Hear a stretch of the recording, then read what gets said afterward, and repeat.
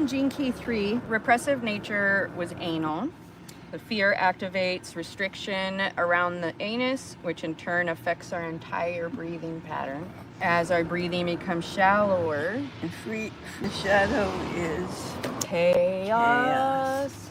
Okay. There's so much chaos. We're understanding our chaos. And this breathing point, I think, is important. People got to start practicing some fucking breathing and recognizing where some restriction lies. If you can't release your butthole, then it's going to be tough to really breathe. And that whole root chakra connection is all about fear. Your fear's powerful, and it creates chaos and suck and bummerage.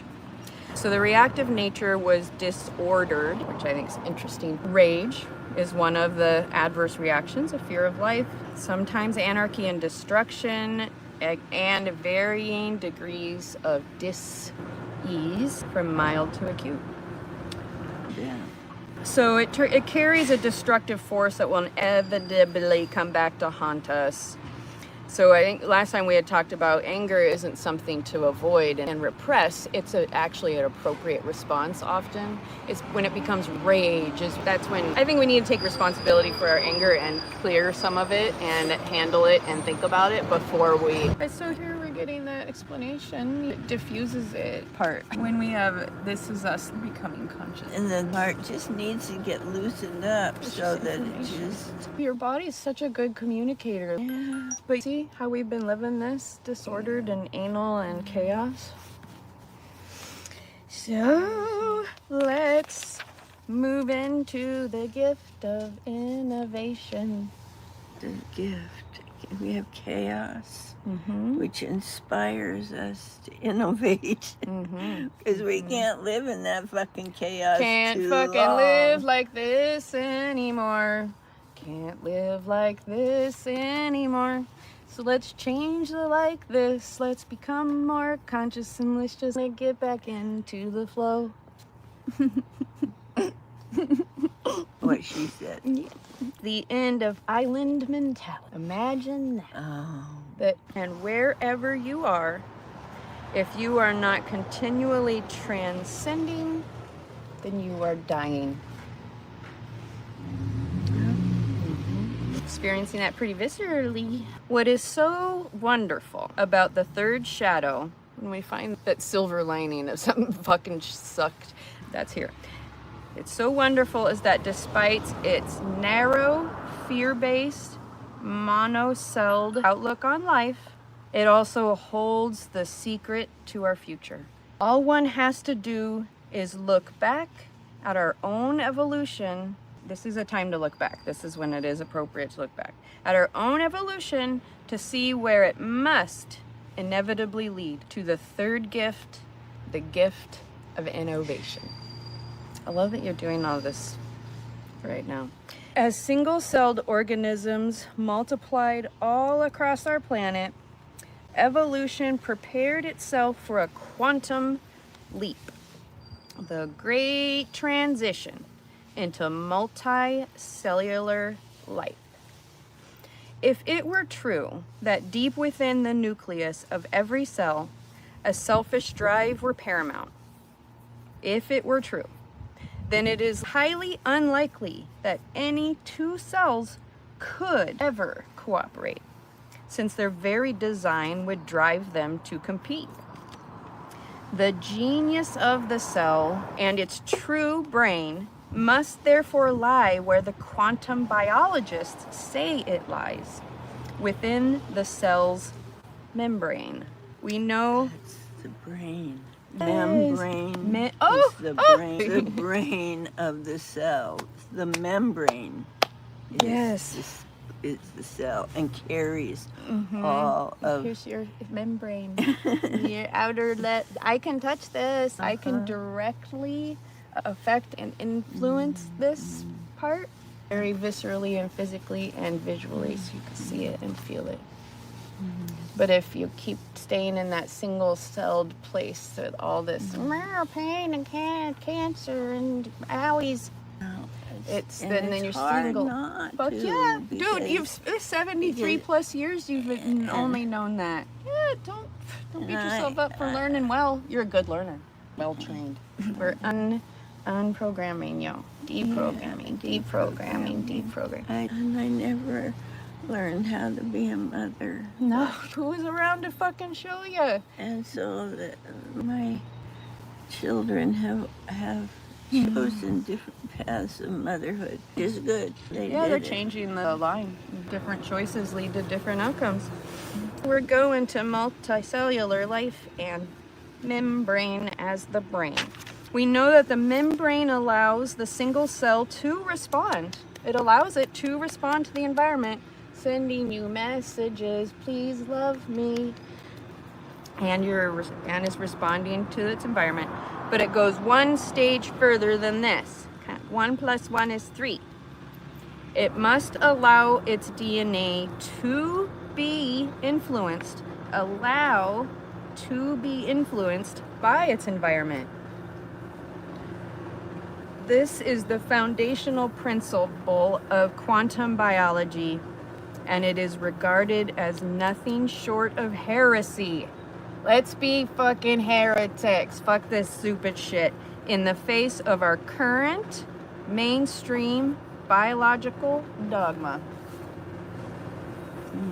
What we can now see is that life does indeed work in this way. Millions of years ago, single-celled consciousness made a quantum leap into multi-cell consciousness.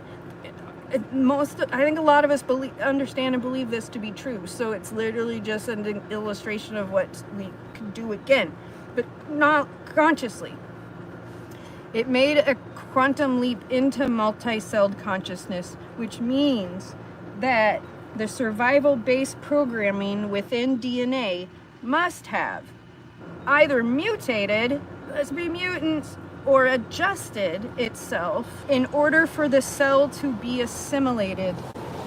We want to be assimilated, but please assimilate into a greater organism. Zaria calls that a super being. I like that visualization because I think it makes it a lot easier to understand how this can work when there's a system of, here's a Zaria, and here's Lindsay, and Diana, and here's me. They did different jobs, assimilated into the greater organism. When we apply the same metaphor to humanity, what we see is the empowerment of the human individual, so we're still individuals, through the third gift of innovation. Innovation is built into life. In other words, life itself is designed to transcend its own initial programming. And life itself is designed to transcend its own initial programming, which is difficult, and discover new and higher forms of consciousness. Discover new and higher forms of consciousness. Beyond selfishness and chaos lies cooperation and innovation. Innovation only occurs when you truly begin to think for yourself. Think for yourself. This may sound like an everyday occurrence, but in fact is relatively uncommon. If you don't believe in your sovereignty and autonomy, then you're actually not thinking for yourself. In order to be truly innovative, you have to attain a very high frequency that allows you to see beyond the collective worldview. Gift of innovation is far more exciting than simply being creative. It implies that you have permanently escaped the fear-based perspective of the shadow frequency. Innovation thrives on optimism, although this is not the kind of optimism that's built upon hope. True optimism is the dynamic energy at the heart of creation. Through the third gift, you begin to tap into the higher aspects within your own DNA. It is not that the DNA itself changes, but that the frequency passing through it activates its hidden programming. This is how single-celled life gave way to cooperative life, and it is how human selfishness must and will give way to collective consciousness. The whole is far more powerful than its individual human components. That is the rub. And the first part of the next sentence is innovation implies cooperation by its very nature. You can't, there's no innovation without cooperation or something. And we're mutating, we want to mutate. In order to mutate life to a higher order, you must integrate and synthesize. Integrate and synthesize. Just doing some crown chakra partner massage.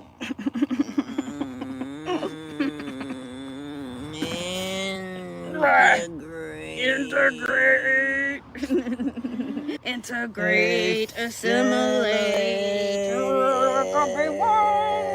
unity in the physicality.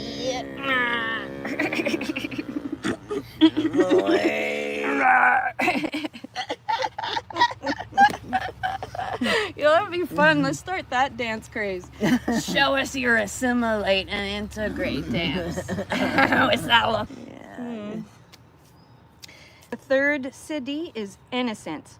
I'm seeing this as past and the present and the future. Now, from the way I hold them, it would be past, the present, and the future. And I think that's more realistic. Past, present, future. Ones are telling the story of growth. Oh. Expansive growth. They build the houses we live in. They are absolutely wonderful. Growth, growth, growth. And this is already achieved growth, and we are living in it. Ooh. And no, it said you will look at this card. I never have liked the Pentacles. Really? Well, the meaning is money. My understanding of Pentacles is different, but Well, I'd be interested in you telling me. it is material, and it does arrive at times in the form of money. And I think that would be a real common reading, especially in our culture. I think it's abundance and support and foundation of grounded security at all the different levels. And sometimes that shows up as cash abundant. Cash is just a made up thing. That's not the only meaning of something like Pentacles. But I think it's very expansive, very supportive. I love very much that this said something along the lines of you're already living it. A stern-looking king glares at the world from his throne, and ensconced behind holds fast to a golden coin, clutching it possessively to his chest, and keeping a solid grasp of two other coins that he's planted firmly under his feet. A fourth gold coin is perched on the top of his head.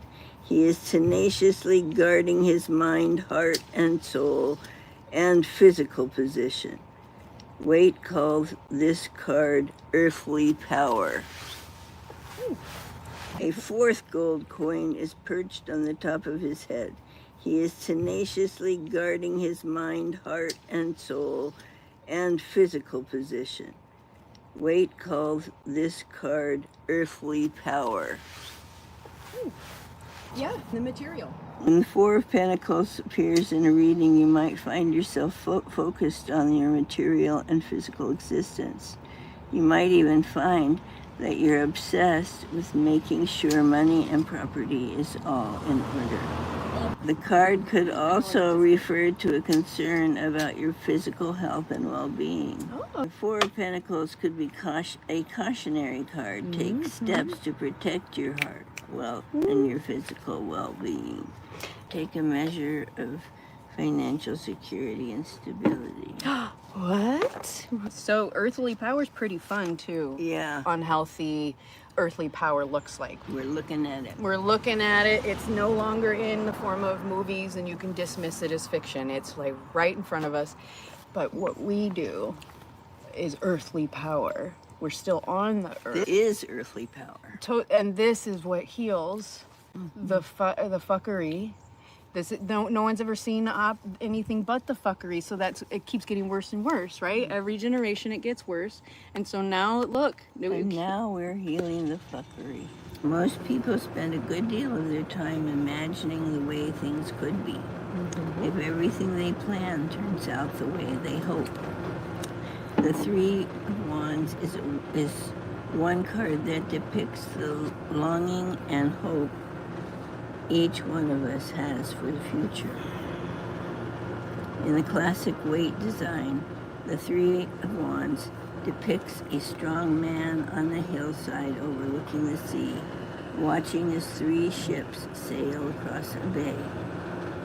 It could be the same bay we saw just one card back, the Two of Wands. The man looks like a husbandman waiting and watching for his ships to come in. What riches will they bring? What precious cargo do they carry in their hold?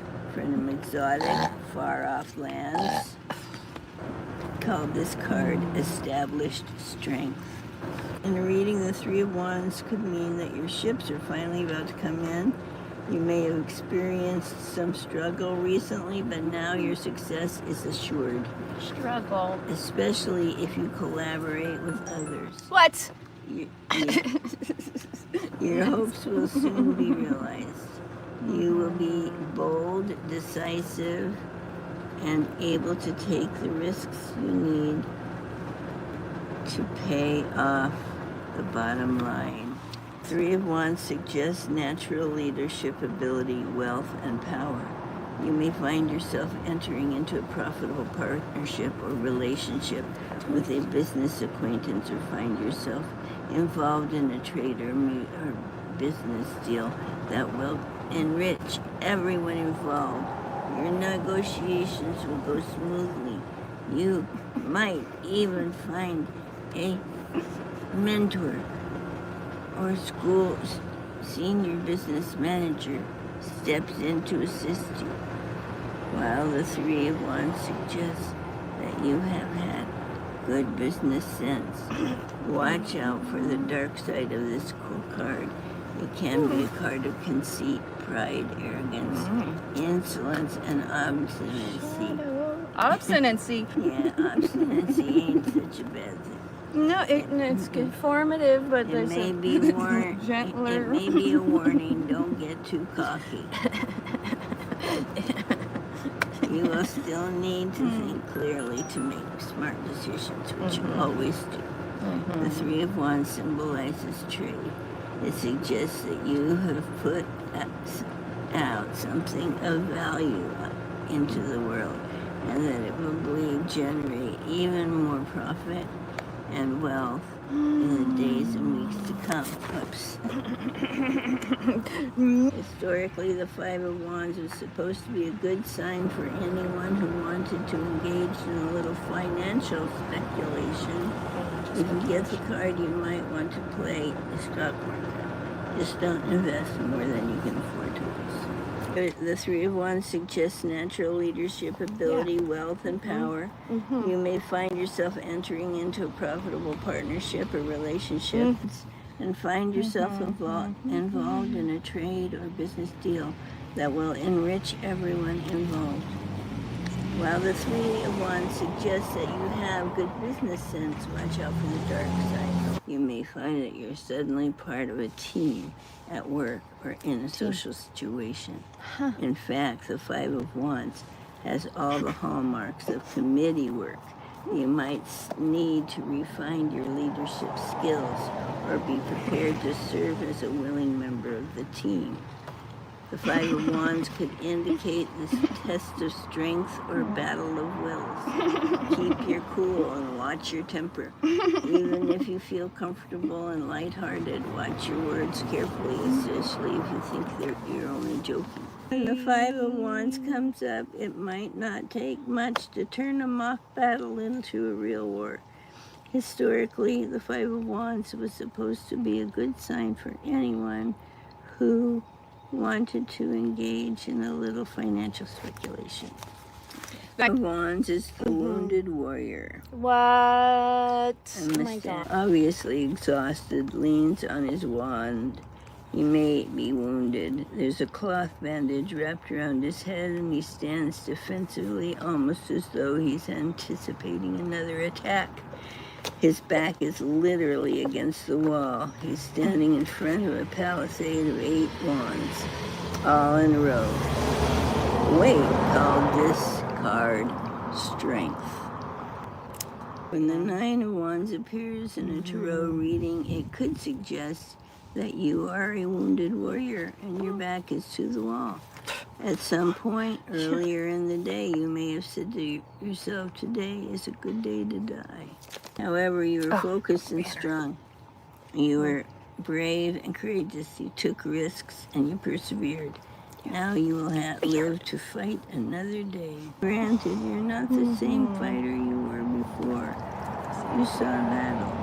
You have been injured. Your wounds may heal with time, but they may leave scars, permanent reminders of the damage wrought. Of course, the 9 of Wands might also represent good health and a quick recovery from illness. Well, there's some powerful shit in there.